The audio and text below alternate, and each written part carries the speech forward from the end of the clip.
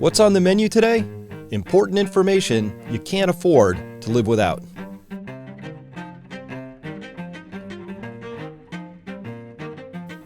Hello everyone, Dr. Chris Martenson here, and welcome to this episode. Really excited to bring you this episode because, as you know, or maybe you don't know, a lot of my work pre-COVID was talking about what's called the 3 E's, the economy, energy, the environment, in something called the Crash Course. Today, I'm going to give you a little bit of an economics tour, as it were, because it's really important that you know this. Now listen, I'm not an economist, but I do play one on the internet. I'm going to talk economy with you. I'm going to talk finances. You have to understand this context. By the way, just so you know, there is a part 2 to this, which is going to be very different. We're actually going to be talking about something that's pretty different from what you're going to hear about in part 1, but these are the important conversations we need to be having. These are happening over at Peak Prosperity. So find that, navigate over by the link, or down in the description below. You can find a link straight there. All right, so today's conversation, really important topic, and let's go there. We're going to be talking about how money is created, so you have the context you need to understand what's coming next with inflation and with a probable economic accident, be the politest way I could put it at this point. As always, you should come away from this presentation having learned something really important. And today I'm going to cover just a few quick pieces so that we can put into context this inflationary impulse that's coming right now. It's going to steal your wealth. It's going to be very, very difficult for a lot of people. And it's coupled with a legit supply shortage for energy, the master resource. If you don't understand these things, hey, they could bite you. So context is everything. Let's go there. I want to talk about what's actually going on in the world. So, hey, I start here. This is the one chart to rule them all. This is the Federal Reserve's balance sheet. What's a balance sheet? That's a place you park your assets and liabilities. And in banking world, the Fed has a bunch of things on its balance sheet here, which it calls its assets. Its assets are somebody else's liabilities. That's how banking works. So what does all that mean?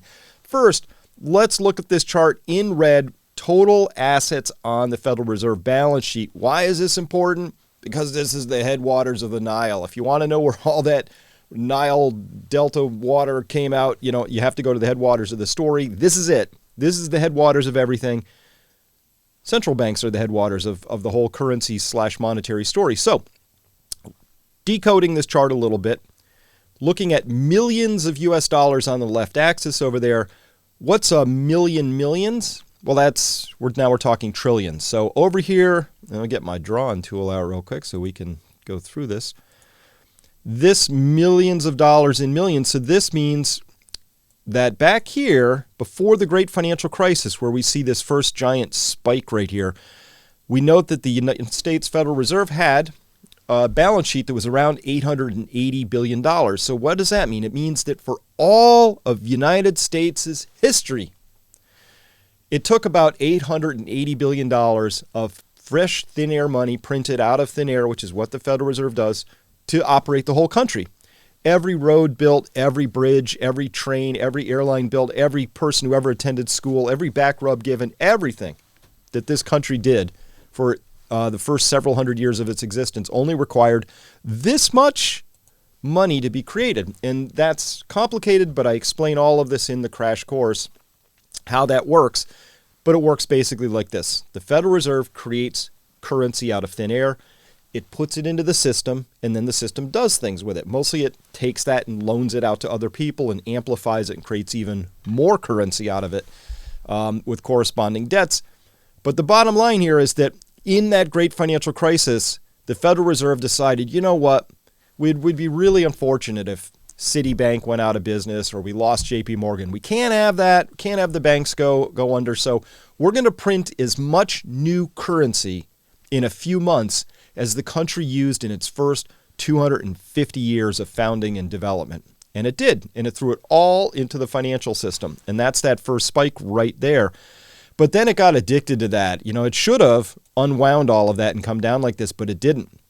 It's like found it very hard to undo, and it tried to undo a little bit of it here in the stock market. Its precious stock market started to go backwards instead of upwards. And they didn't like that, so they printed more, and they tried again to get a little out of this. They couldn't do it. The stock market reacted badly, so these are called taper tantrums. So instead of tapering, they ramped up a huge amount of currency creation, and then they did this, and they were trying to come back down again even before, which is this red line where we see that COVID came in, even before they had to give up, and they were starting to print, and then COVID came, and you look at this vast explosion. That was just to keep everything sort of operating, and that by which I mean mostly the banking financial system. And then this has been the story ever since. That is an extraordinary amount of currency creation. And of course, when the Fed creates currency like this, it doesn't give it to you or me. What do they do with it? Well, they give it to BlackRock, and they give it to Citadel, and they give it to JP Morgan, and they give it to all the financial firms right there on Wall Street, principally. And then what do they do with it? Well, they do what banks and equity firms and things do. They go out and they buy things with it, like stocks and bonds. In case of BlackRock, they go out and they buy homes and things like that. If you understand this one chart, you understand everything that's happening with respect to the United States and the globe with wealth inequality, why the stupid rich have become even stupider rich, billionaires become more billionaire. All of it starts here. These are policy decisions. And if you want to understand why one generation has been thrown under the bus, that's the younger generations, and another generation has been bailed out in terms of their home prices and their stock portfolios, which primarily be the older generations, this is it. This is it. It's all policy decisions. And if you understand these policy decisions, you understand the impacts of them, because these aren't just monetary policy decisions with kindly old Jay Powell, the chairman of the Federal Reserve, going, oh, you understand our mandate is to create full employment and price stability. No, their mandate is to rescue the banks and make the rich richer, period. That's what they do. So if you understand this one chart, you understand a lot of what's going on. So let me decode that for you a little bit. Recently, under one of the episodes we'd put out before, Derek Seifert wrote, I feel blessed that I knew of Chris years earlier from the Crash Course series. He's the straightest shooter out there in this space, extremely generous with his time. Thank you, Derek. Knowledgeable. And whatever he earns through these efforts is nowhere near the value contained within them.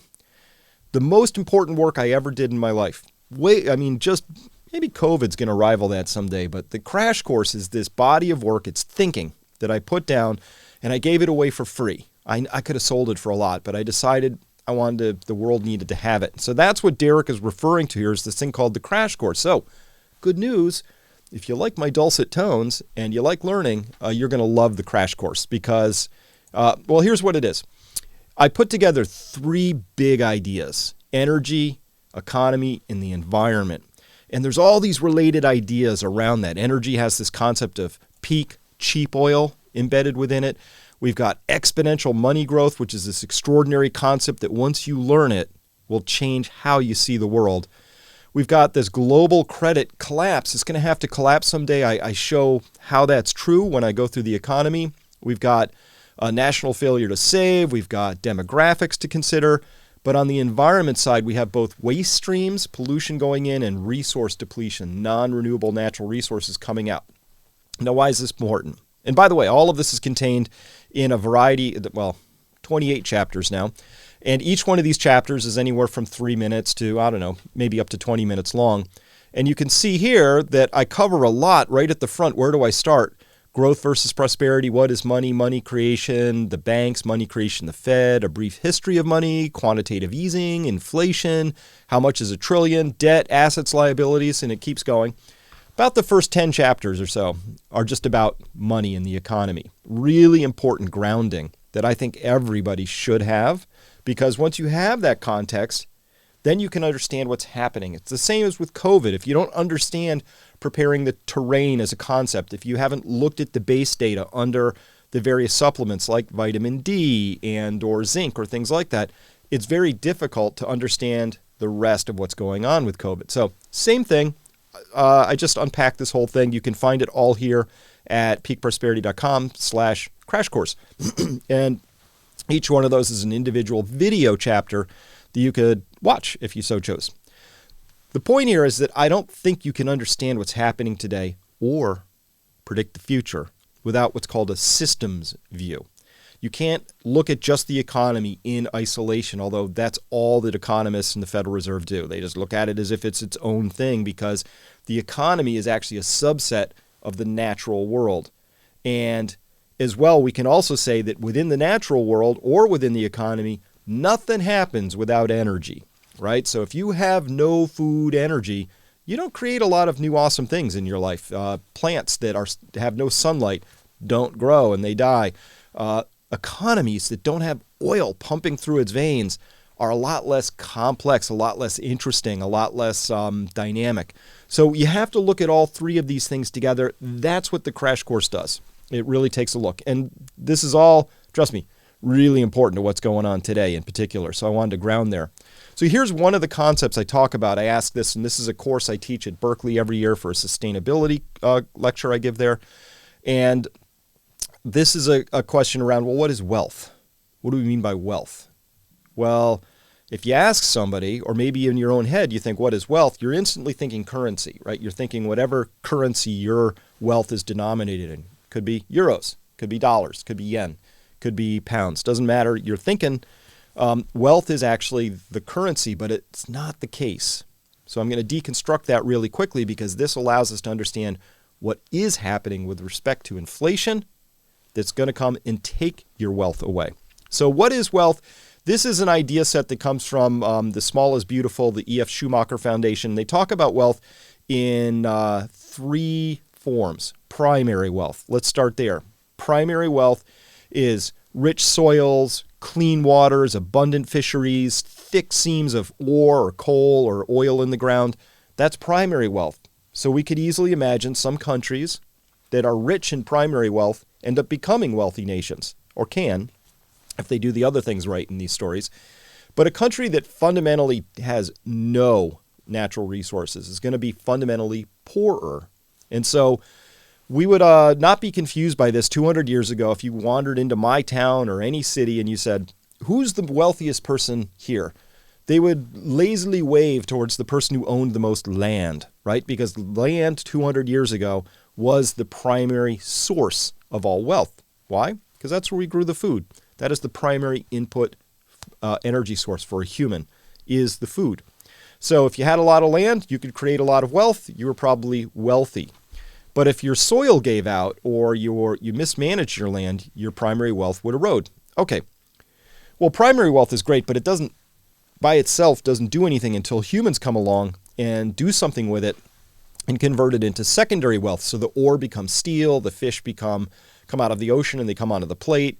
Things make it to your table and or to your consumption. So secondary wealth is the means of production, and it's the conversion of primary wealth into secondary wealth. I mean, rich iron ore is awesome. Steel piping, even better, right?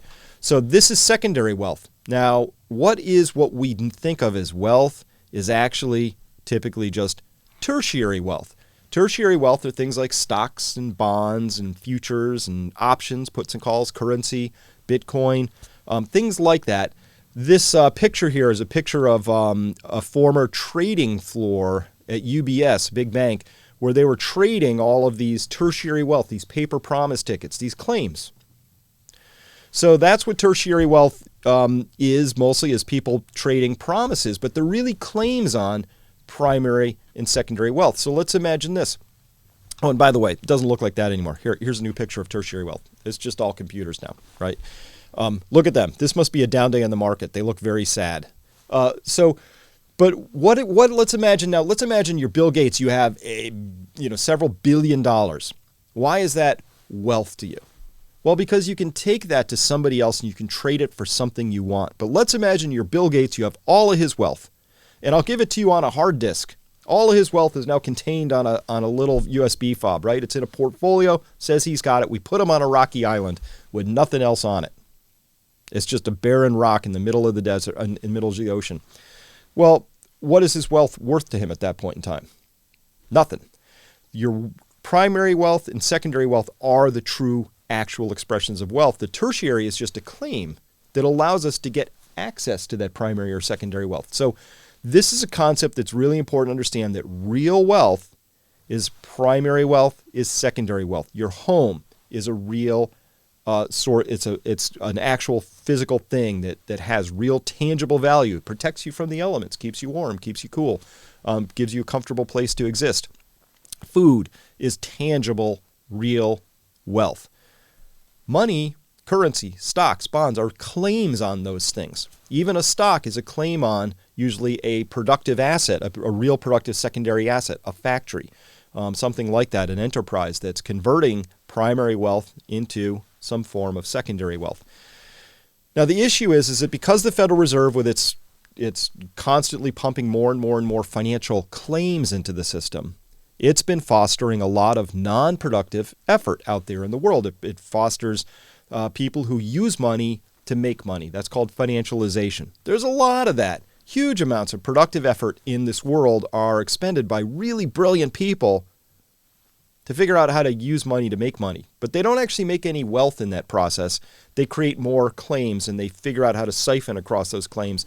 And that actually is not an awesome thing because those intelligent people are doing something fundamentally non-productive.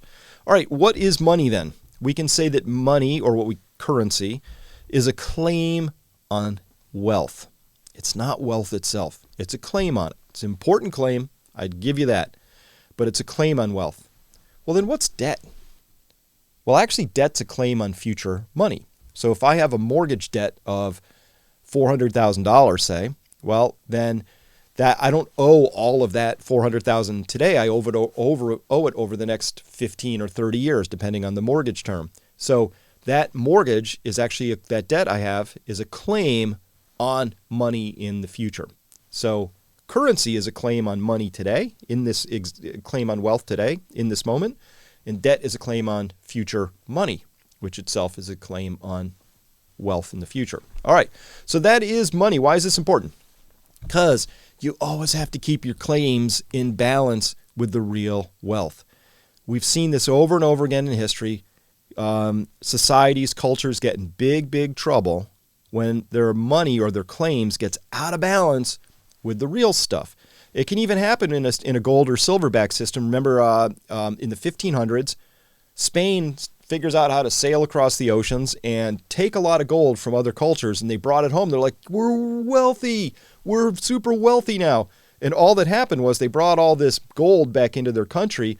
The real wealth didn't change. The claims, which is the gold, actually changed. And all of a sudden, they experienced extraordinary inflation.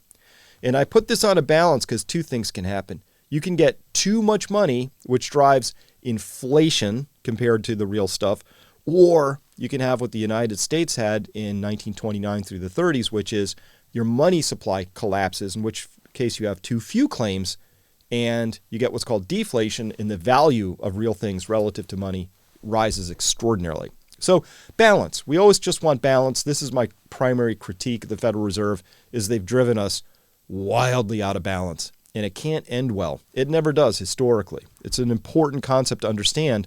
And of course, your newspaper, MSNBC, never take you down this path. Why? Because I guess it's dangerous information for people to have, to understand that things have to be in balance and that our erstwhile leaders are busy driving things wildly out of balance. That's what they're doing. As well, in the crash course, I'll take you through the idea of currency creation, or what we call money creation, in our fractional reserve banking system.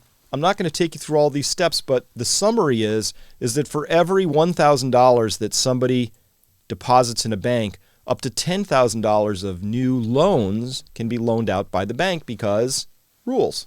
It's just a rule we have. It's not like a law of nature. It's something we came up with as humans. So that's kind of how the system works. I wish it was actually that quaint.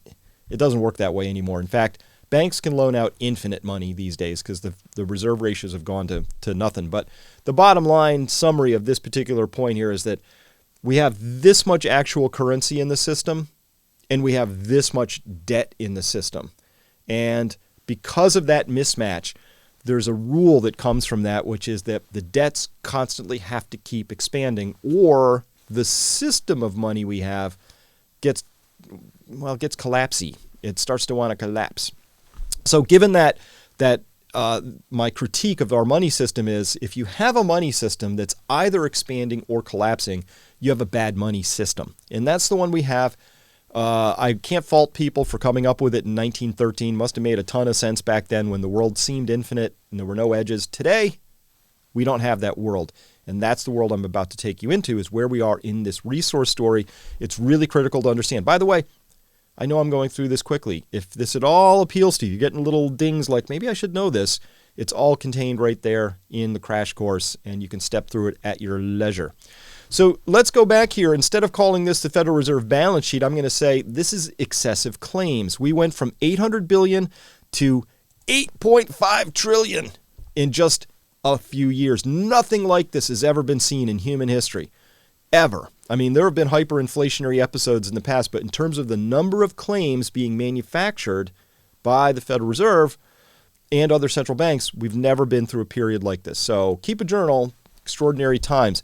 Let me show you the impact of this, and let me tell you what happened. So, as I mentioned before, and the reason I threw this up, somehow currency gets into the system. That's what that first $1,000 is. And somehow you end up with a lot of new currency down at the bottom. There's $1,000 to begin with, but there's $10,000 by the time the banks have finished amplifying that and loaning it all out.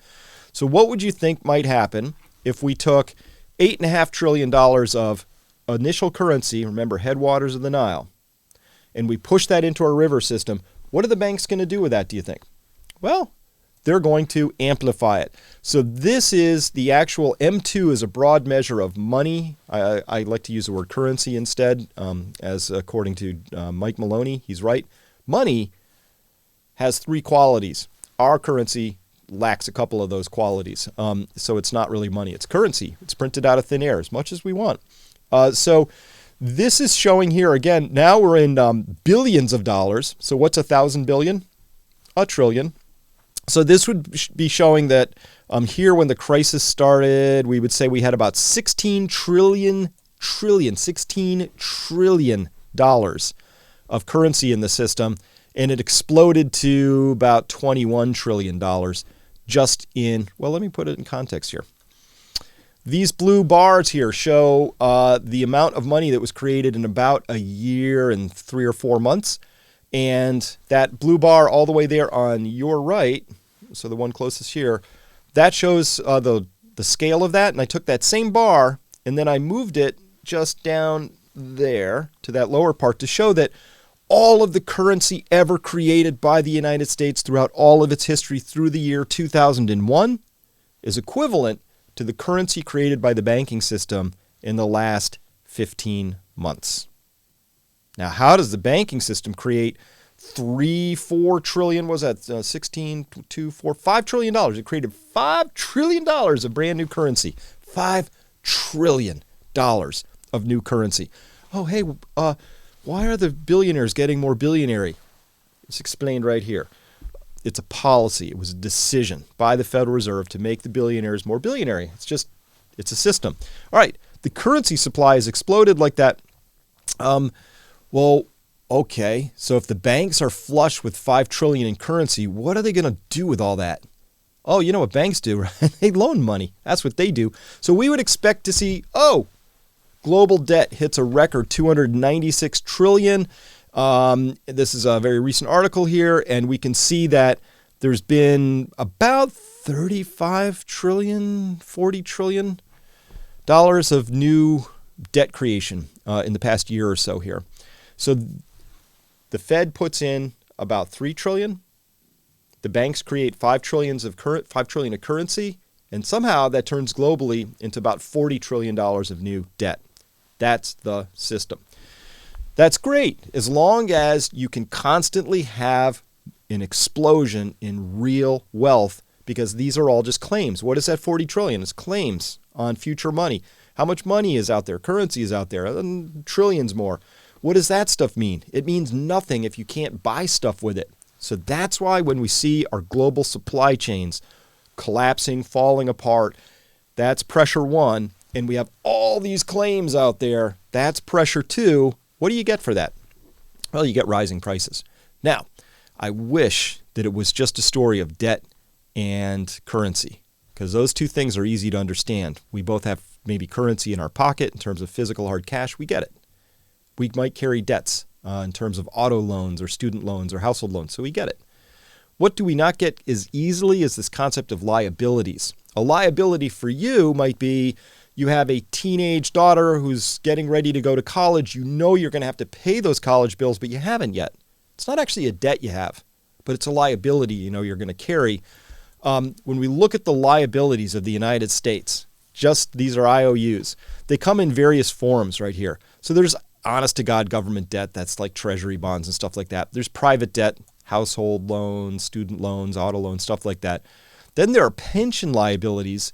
That's pensions that owe money. They know they owe it, like your daughter going to college. They know they owe it, but they don't have the money actually in their kitty at this point in time. So it's a liability. There's other mandatory government debt. And then, of course, there's Medicare and Social Security. When we add those up and we express those as a percentage of GDP, which would be like saying how much is your credit card debt compared to your income, debt to your income. This is at the national level. So we're looking at national debts compared to income, which is gross domestic product or GDP. Express that as a percentage basis. What do we find? We find that the United States, as of the time Bridgewater put this together, was like in 2016. It's only gotten worse since. Its debt to liability, its liabilities to income or liabilities to GDP was standing at 1,100%. No country's ever dug out from a hole deeper than about 260%. And that was England back in the 1800s after the Napoleonic Wars. They had a very, very high level of debt, but they had this little thing called the Industrial Revolution that sort of helped them clear that out. That's the world record holder. All the United States has done and many other countries have done in the past 40, 50 years is we've just piled it all up and kicked the can down the road. So the can kicking is happening. We all know about it. We all know it's a problem. We all know it's unsustainable. When you look at a chart like this, your only question, there's one question you should ask and answer, which is, we know it's not going to be paid back. That's easy. The only question is, who's going to eat the losses? Now, a direct way to eat the losses is for your pension to call you up and say, yeah, that money we said we had for you, you don't get it. A less honest way to do that is for the government to inflate and create a lot of inflation and say, hey, you're still getting that $1,200 a month. Unfortunately, you can only buy a cup of coffee and a newspaper with it, right? That would be the less honest way. So there's two ways to clear out a debt like this. One is default. Hi, you're not getting your money. And the second is by inflation, which is your money is worth a lot less. Those are the only two ways that you can make this graph resolve. Well, there's a third way, which is you could have a level of economic growth that's never been seen before in world history, for which you would have to have completely untapped amounts of natural resources to go after. We're not at that part of the story. That part of the story is over. We found all the easy oil, the easy lithium, the easy everything. We're now to the hard part of that story. Not over, but we ain't at the easy part. This chart, to resolve economically in an easy way, we would need to have easy levels of resources. Don't have that. That's just the nature of the story right now. All right. So if you're a central bank and you're facing this calamity and you've got these massive, massive mismatches, what do? Well, there's only one way out of this from the banking story is you drive interest rates down. You got to drive them down because what you can afford at 10% rate of interest, which is here, and these are various world governments. So we've got Germany, the European Union, UK, US. These are you can see all of our interest rates are roughly in line with each other. So there's no real difference between any of these countries at this point. Same story because central banking is a global story. Same story everywhere. But here we are at 10% rate of interest, and you can see we've been driving it down and down and down and down and down and down and down. It just keeps going down, and it's effectively close to zero at this point in time. Now, why is that a response? Well, what you can afford at a 10% rate of interest is completely different at a 1% rate of interest. If you're buying a house, you would understand your mortgage interest is a very big determinant on your monthly nut you got to carry to pay off that mortgage. General rule of thumb is for every 1% your rate of mortgage goes up, you can afford 10% less house on a dollar basis. So if you could afford a $500,000 house at 5% rate of interest, you could probably only afford a $450,000 house at a 6% rate of interest. It's just how it works. So this is one response. The central banks are like, oh, people can afford less and less and less because there's less. What do? They've been driving the interest rates down. Well, we're kind of out of this story right now because we're pretty much at zero. So there's not a lot of runway left there. Meanwhile, The central bank here in the United States, every time the stock market wiggles a tiny bit downward, it just rides in and rescues it. It's been just rescuing the stock market over and over and over again. They're actually rigged markets. I understand the Federal Reserve's got, they're in a box and they only look at the stock market and other markets, and they only care about them going up. That's been their model for a long time. Here, in case that's not obvious, I put a ruler on this. We see this all the time. I've seen hundreds and hundreds of rescues. The day before this ruler was applied to this chart, the markets were down pretty heavily. And then mysteriously and magically in the overnight markets, things called futures rise, and then this thing blasts up and it always is ruler straight. That's how you can detect a rigged market. And we've been seeing a lot of those lately. Excessive currency always equals inflation. That's what happens. Remember that balance? Real wealth and currency. When those get out of balance, when there's too much currency, you see inflation in the prices of things. So do we see inflation right now? Oh, yeah. Oh, gosh, yeah. So first, this is Javier Blas here from Bloomberg, has really nice, looks at commodities really well all the time. Find him on Twitter. The Bloomberg Commodity Spot Index, a basket of 23 energy, metals, and agricultural raw materials, jumped an all-time high, passing its peak in 2008 and 2011. It's over here at an all-time new high. So these are the raw inputs. Particularly energy is the big thing. Energy is not just another commodity. You say, there's cotton and copper and corn and hog bellies and oil. You got all those things, and then you have energy, oil, natural gas, coal. Energy is the master resource. If you have energy, you can make all those other things. If you don't have this energy, you can't make these other things. If you don't have these other things, you can still make energy, right? So energy is the master resource. We need to understand it a little better. That's why in the crash course, I break it out as a whole separate study of inquiry to go into. Because once you understand energy, a lot of things clarify. They get really clear.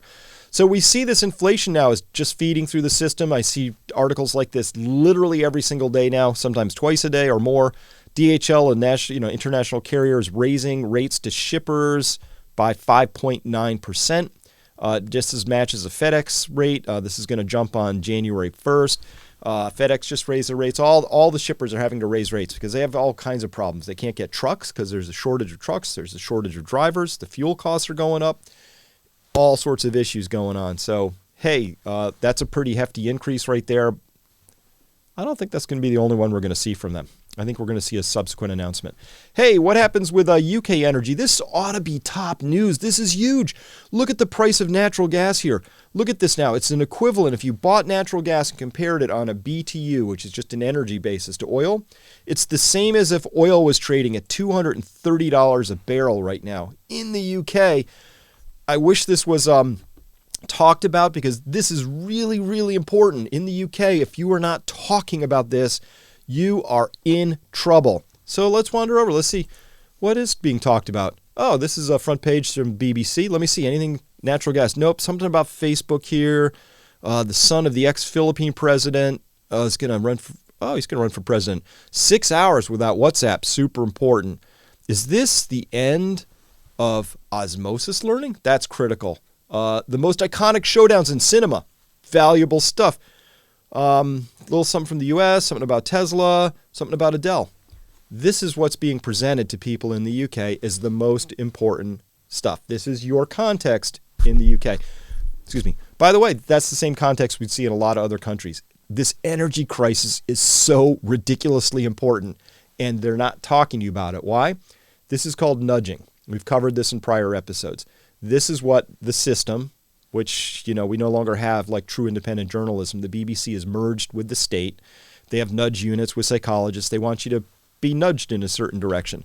So they want your attention here, and they don't want your attention here, even though this is the most important thing you could possibly have on your radar screen. And by the way, it's not just the UK. This is a series of charts here across Europe. Europe is in deep doo-doo this winter, really deep trouble. So Dutch gas, look at the prices on this stuff. I mean, this is a pure, true parabolic rise. Coal, which is can be swapped out and used instead of natural gas to create electricity. Look at that rise. German power, which is an amalgam of all sorts of things, including coal costs, natural gas costs, and this other stuff called carbon emission. Carbon emission costs are spiking. And look at these. This went from 20 to 60. That's a 300% rise. This went here from 50 to 200 pretty much. So we had a fourfold rise. 400%. These are extraordinary. This is absolutely the most important thing. Why? Because energy touches everything you do. It's the master resource. If you don't understand this, a lot of shocking things are going to happen. As well, we look at natural gas storage in Europe. It's way below trend. It needs to be way up here. It's way down here. As it's entering the winter months, of course, it goes through this seasonality where you draw it down through summer and then you build it up as you get ready for winter and then you draw it back down again. It's supposed to go like that. So where you would want to be is you'd want this blue line to be about where the red line is. It's not. It's way below trend going into the winter. And that, of course, would be solvable to some extent, except that the just recently, looking from September to October 4th, we see that Russia has cut its exports to the EU by 20% in just those couple of weeks right there. So there's less coming in. European natural gas is in decline. They don't have it in storage. Russia isn't shipping it. You can't possibly import enough by LNG to make up the difference. And so that's why you see explosions in prices for natural gas like this, and it's going to have enormous impacts, just huge. As well, oil, Brent oil, which is a measure of global oil, is up well over 100%, about 120% over the past year. Cotton's just, I don't know what's going on with cotton, but people want a lot of cotton lately. It's just spiking like crazy here. Again, coal, and here looking at it just as a global indication, not just looking at it in Europe. It's just spiking like crazy. Obviously, it's up about 340% in the past year. That's a pretty big increase. All right. So with all of that said, there's going to be some pretty big impacts coming. If you want my full uncensored stuff of what I'm thinking about these days, of course, there's things I can no longer share here. This self feels pretty safe for YouTube. But other things that I do like to talk about increasingly, we're starting to do that over at Odysee. So you can see my Odysee channel there. I would advise you to go over there, log in, subscribe, click. That way, if you ever, for whatever reason, say, I haven't seen Chris here a couple weeks, it's probably because I'm over there. So that's something that you need to do. And by the way, why did I bring you through this little very, very brief condensed tour of the crash course, Money Creation Wealth, to bring you into this inflationary side? We are about to experience an extraordinary explosion in inflation, and you have to have the context to understand why that's going to happen so that you can decide for yourself what steps you want to take. There are a lot of steps people should be taking around this right now in order to protect themselves, protect their wealth, and things like that. But I tell you, these shocks that we're looking at right now, this isn't just energy gets expensive in Europe. This is energy becomes unavailable in Europe, potentially. So that's a really big deal, and that's going to have enormous impacts all over the place. And with the big pressures that you need to understand, massive amounts of currency creation, which has led to massive amounts of debt creation, which is all smashing into actual shortages of the things we most need to run our economy. Hopefully that all resolves itself in some way, but betting person would say these things collide. We're going to see massive increases in prices. Those are going to have huge knock-on effects for you, your life, your business. And for the business people out there watching this, this would be the time to be really hedging as much as you can, building deep inventories as much as possible, and getting yourself ready for an inflationary shock. And as well, you're going to be experiencing more and more of your workers coming to you saying, my electricity bill's just exploded. I need a raise. Look at the price of food. I need a raise. These are going to be things that are going to be coming along for you. So whether you're on the employer side or the employee side, you're both going to have to start getting ready for having these conversations. It's coming. It's already here. But my prediction is it's got to get a little bit worse before it begins to ease off. And by the way, everything Jerome Powell said about inflation being transitory, I called BS on that at the time. It was clearly obvious it was BS. He knew it was BS. Rings to mind that old Solzhenitsyn saying, which is, we knew they were lying. They knew we knew they were lying. We knew they knew that we knew that they were lying. We all knew it. Jerome's a liar, pants on fire. And by the way, that erodes confidence in that institution. And once you understand what the Federal Reserve is, you understand that confidence is the only game they actually have to play. Our money system is a confidence game, and it requires that we all have trust and faith that they keep that balance between the claims and the real stuff. That is their one and only job. They've failed at it miserably, and now they're lying about it. And I think they're a little bit panicky and scared and scrambling, and I get it. But by the way, they've had decades to figure out how not to be this way. It didn't have to be this way, but it is. And that's the world we live in. You need to know about the context. Watch the crash course if you want the full context, and then we can have a deeper conversation. All right, remember, we're going to be talking about all kinds of things back at the website, and as is usual, I'm going to have to show this to you because it's a very important topic, but as we know, we live in the land of the free, home of the brave. Some things can and can't be talked about, even amongst friends. So this is what we're talking about. If you're interested in this, come by Peak Prosperity. Got a special offer for you, and you can find the link to that also down below in the description. Love to see you there. It's been fantastic, all the people who've come over to join the most important conversations we can be having. All right, that's all I have for you today. See you next time.